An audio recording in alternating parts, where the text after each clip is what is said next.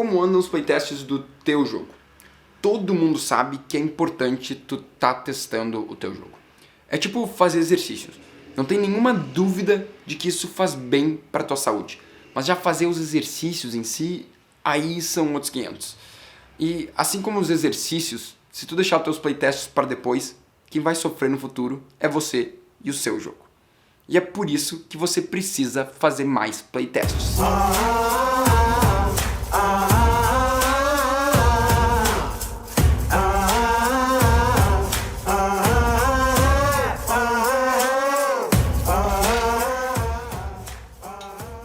Eu sempre falo aqui no canal sobre como criação de jogos é uma mistura. É um pouco de arte com um pouco de ciência. Uma parte subjetiva de sentimento e outra parte de técnica e dados. A parte da ciência é fácil de aprender. Muitos canais falam sobre isso. Eles te ensinam como usar o programa X ou Y ou como aprender a programar naquela linguagem de programação. Já a parte da arte, essa parte subjetiva, ela é um pouco mais complicada de entender. Aqui no canal eu tento passar vários conceitos de game design que são muito importantes para criar jogos incríveis, mas eles são complexos e difíceis de entender. Só quando tu colocar esses conceitos em prática, quando tu começar a criar uma primeira versão do teu jogo, quando tu começar a fazer playtest com o teu jogo, que tu vai realmente entender esses conceitos. Se tu nunca ouviu falar de playtest, eu te explico rapidamente. Playtest vem do termo em inglês testar jogando, que é basicamente quando alguém está jogando uma versão do jogo que não é a versão final. Sempre que alguém estiver jogando um jogo que ainda não está pronto, a gente chama de playtest. A pessoa está testando esse jogo enquanto ela joga. O playtest, ou como a gente fala aqui no Brasil, o playtestar, o aportuguesado e o ato de ficar fazendo playtest, ele é uma parte crucial do desenvolvimento de jogos. É uma coisa que tu vai estar fazendo desde a primeira ideia do teu jogo até o teu jogo estar pronto. Vai estar constantemente fazendo playtest e frequentemente fazendo o playtest. O playtest ele é muito importante, porque uma ideia de jogo funciona perfeitamente. Na tua cabeça não existem defeitos no teu jogo, ele vai rodar liso e tudo vai ser conforme tu imaginou. Só quando tu cria um jogo e as pessoas começam a interagir com esse jogo, as coisas são um pouco diferentes, Aí começa a ter problemas nesse jogo. Então, por isso que o playtest é importante. Para tu entender um pouco melhor quais são as qualidades e defeitos do teu jogo. Porque nós, como criadores, a gente está muito próximo da nossa criação. A gente está muito envolvido com o nosso jogo. A gente sabe perfeitamente como ele deveria funcionar, como tu deveria jogar esse jogo. Só quando tu coloca para playtest, quando tu coloca outras pessoas para interagir com esse jogo, tu começa a entender um pouco melhor o que está de errado com o teu jogo e como dar os próximos passos na criação do teu jogo. Eu levei 6 anos para lançar o Alumbra. E eu já falei disso algumas vezes aqui no canal. Só que o que eu nunca contei é que a principal coisa responsável por levar tanto tempo para lançar o Alumbra foi que eu fazia muitos poucos playtests. Eu levava ele muito pouco para playtest no começo do desenvolvimento dele. O desenvolvimento dele foi muito lento nos primeiros 5 anos porque eu não fazia tanto teste. Eu pegava o jogo, mexia um pouquinho nele, testava ele por uma semana. Testava com alguns amigos, com meus pais, e aí eu mexia mais um pouco e parava de testar. Como eu parava de testar, o que eu fazia com o projeto? Engavetava ele. Para só no ano seguinte eu repetir a mesma coisa. Pego ele, mexo um pouquinho, testo um pouquinho, paro de testar e engaveto de novo. E eu realmente espero que até aqui tu não esteja se identificando com a minha história. Não tem um projeto que tu faz exatamente a mesma coisa. Tu pega, mexe um pouco, testa um pouco e abandona porque tu não tá mais testando. Porque isso tá fadado ao fracasso do teu projeto. Porque só em 2018, quando eu finalmente decidi me demitir da Riot e começar a Codilha Games, que eu entendi o poder do playtest. Foi aí que eu realmente comecei a andar com a Alumbra. Porque eu tava em evento todo final de semana. Eu tava todo final de semana testando o jogo com muitas pessoas. E quando não tinha evento para levar a Alumbra, eu fazia meus próprios eventos. Eu chamava amigo em casa, eu ia na casa de amigos. Até nas viagens pessoais, eu levava sempre o protótipo de Alumbra para estar testando com as pessoas. E foi por isso que em 3 meses eu fiz muito mais pelo Alumbra do que eu tinha feito nos últimos 5 anos. E isso é muito claro para mim.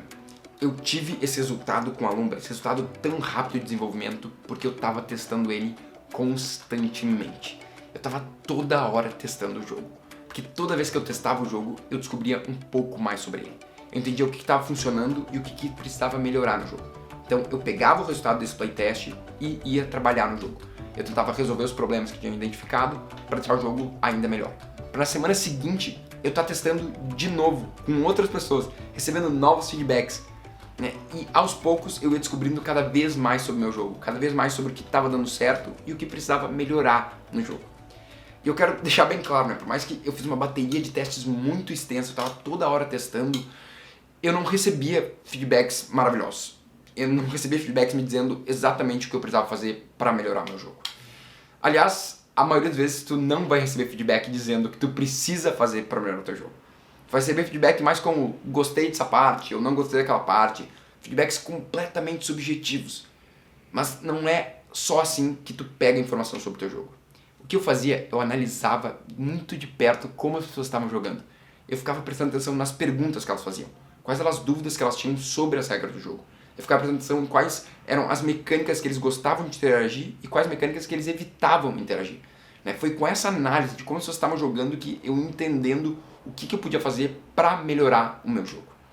Então, tu não tem que só prestar atenção no feedback, tem que prestar atenção em como as pessoas estão jogando o teu jogo. Salvo algumas exceções, quando tu estiver jogando com algum game designer que entende sobre o projeto do teu jogo, que quer te ajudar a melhorar o teu jogo, tu nunca vai receber um feedback te dizendo exatamente o que tu precisa fazer para melhorar o teu jogo. Eu te garanto que a forma mais rápida que tu tem de desenvolver o teu jogo e deixar o teu jogo melhor é com playtests. E infelizmente muitos designers subestimam o poder do playtest. Muitos designers, principalmente quando eles estão começando, acreditam que tu pode criar um jogo inteiro aqui dentro. Mas uma ideia de jogo não é um jogo. Um jogo é algo que tu possa jogar. Parece meio louco dizer isso, né? Um jogo é algo que tu joga. Mas é exatamente isso. Uma ideia de jogo não é um jogo. Um jogo é isso aqui e isso aqui. É claro que tu não precisa ter uma mídia física para ter um jogo digital, mas o que eu quero dizer é que um jogo é algo que as pessoas possam interagir com, né? Elas fazem algo e o jogo responde a essas interações dela. Criar um jogo só com 1 ou 2 playtests, tudo na tua cabeça, é um caminho que eu realmente não recomendo tu seguir. Porque tu não vai estar enxergando os problemas do teu jogo, tu não vai estar enxergando como tu tem que desenvolver o teu jogo. É só com feedback, é só com as pessoas interagindo com o teu jogo, tentando quebrar o teu jogo, que tu vai entender o que está dando certo e onde tu precisa melhorar o teu jogo. É claro que isso também é muito importante para os jogos digitais. Até para os jogos digitais, na realidade, é mais fácil do que para os jogos analógicos. Porque tu não precisa reunir pessoas em volta de uma mesa para estar testando. É claro que os jogos analógicos têm ferramentas digitais como o Tabletop e o Tabletop Simulator. Mas os jogos digitais, eles já nasceram no meio digital. Então basta tu enviar o executável para uma pessoa para ela jogar e te passar feedback sobre o teu jogo. É claro que tu vai ter a desvantagem de não poder ver a pessoa jogando e tu vai ter que confiar só no feedback que ela vai te mandar depois. Mas para te ajudar nisso, foque em fazer as perguntas certas. As perguntas que vão te ajudar a responder as dúvidas que tu tem sobre o teu jogo. E evite perguntas de sim ou não que não vão te levar a lugar nenhum. Na real, essa dica de evitar pergunta de sim ou não, ela é muito importante para qualquer playtest, né? Tanto digital quanto analógico.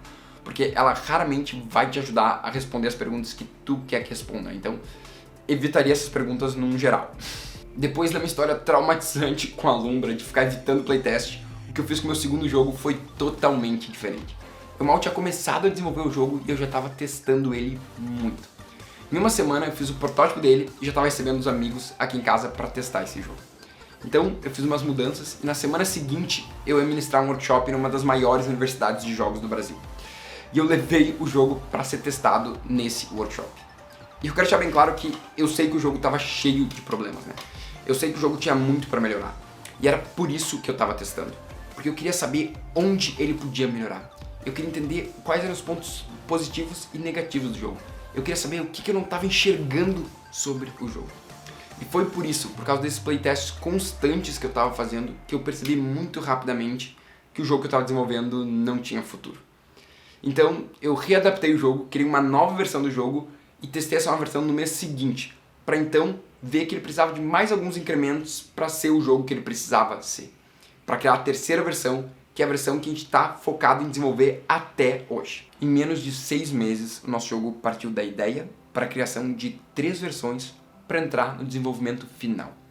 Isso só aconteceu porque eu estava testando o jogo toda hora. Eu estava testando o jogo sempre que eu tinha uma oportunidade. Sempre que eu queria entender como o jogo poderia melhorar. como ele poderia melhorar em um aspecto ou outro aspecto, o que eu precisava fazer para levar o jogo para o próximo nível, eu fazia um playtest.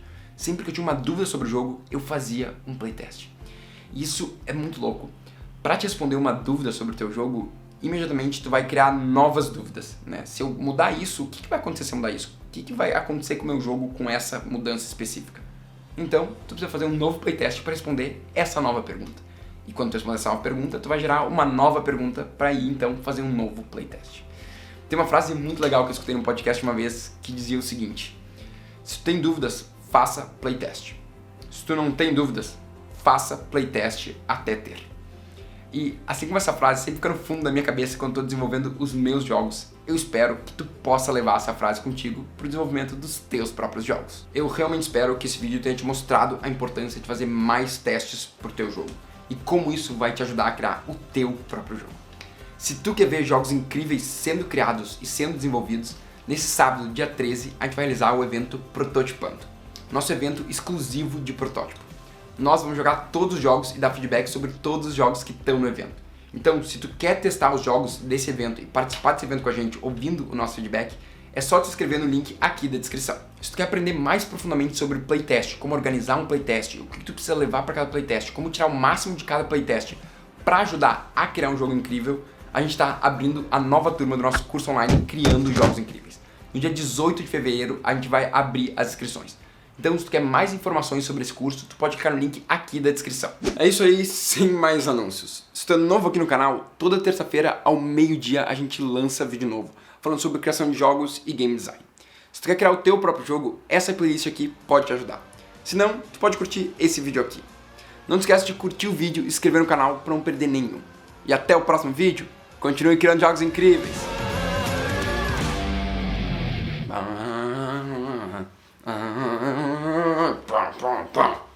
Saudades dessa música.